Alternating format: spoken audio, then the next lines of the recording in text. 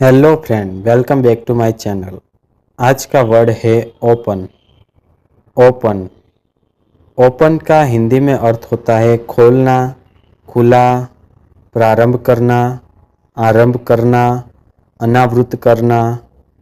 जब आप किसी चीज़ को बंद से खुला कर देते हो तो आप यूज़ करते हैं ओपन वर्ड। चलो इसे एग्जाम्पल के साथ समझते हैं। I open the door. मैं दरवाज़ा खोलता हूँ। सी ओपन्स हर बुक। वह अपनी किताब खोलती है। The shop is open. दुकान खुली है। सो फ्रेंड, आज का वर्ड था ओपन। अब आप कमेंट में लिखो ओपन योर माइंड।